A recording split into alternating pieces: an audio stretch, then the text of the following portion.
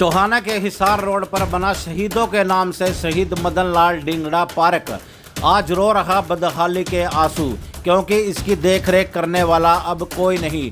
नगर परिषद द्वारा इसकी देखरेख के लिए लाखों रुपए का टेंडर किया गया है ताकि पार्क को साफ सुथरा रखा जा सके। आप तस्वीरों में देख पा रहे हैं कि किस प्रकार से बड़ी बड़ी जंगली घास यहाँ पर दिखाई दे रही है। ऐसा लगता है कि काफ़ी समय से इसकी साफ सफाई नहीं की गई।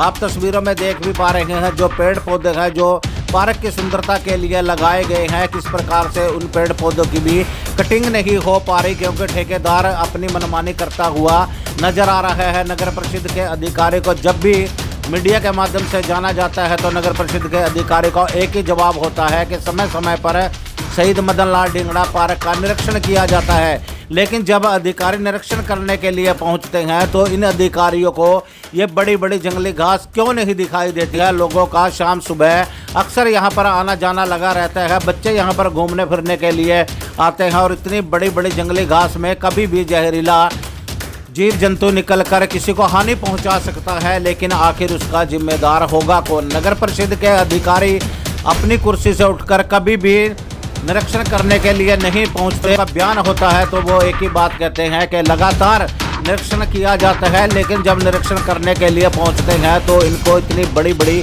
जंगली घास क्यों नहीं दिखाई देती?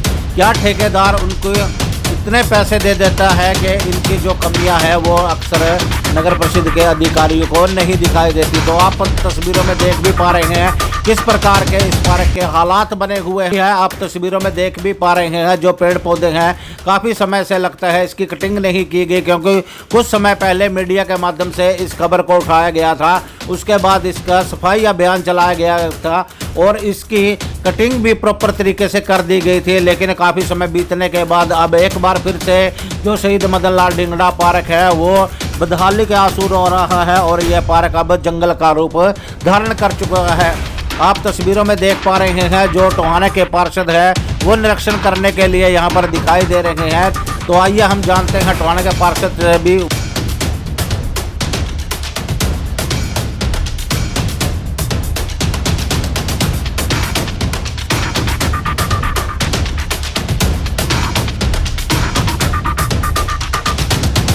कुंवर जी, शहीद मदन लाल डिंगड़ा पार्क में आप यहाँ पहुँचे हैं, कैसी व्यवस्था पार्क की दिखाई दे रही है और क्या कुछ खामियां यहाँ पर दिखाई दे रही है?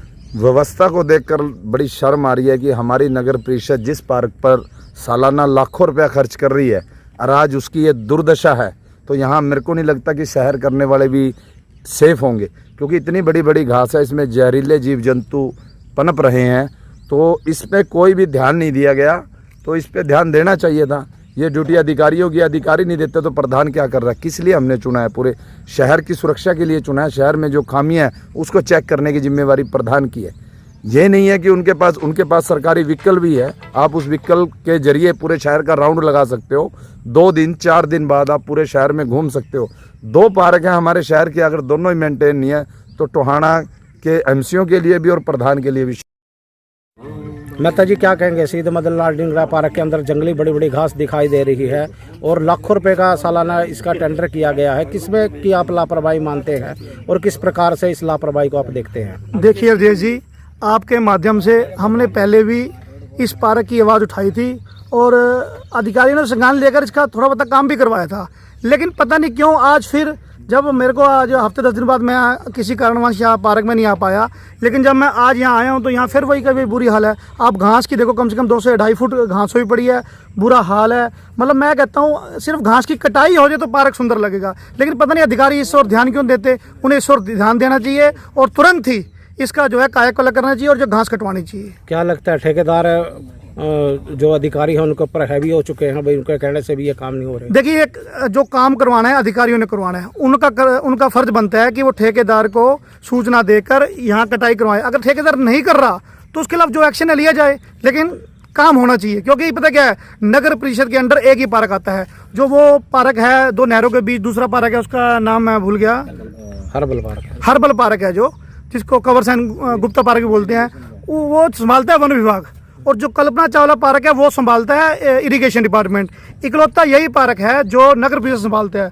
और इस पार्क में आप देखिए राजेश जी, रोजाना सैकड़ों लोग घूमने के लिए आते हैं, लेकिन जब यहाँ अव्यवस्था होती है तो उनका दिल बहुत दुखता है। मैं नगर परिषद से अधिकारियों को फिर चेतावनी देता हूँ कि अगर उन्होंने यहाँ काम नहीं करवाया तो मजबूरन हमारे को फिर आंदोलन भी करना पड़ेगा।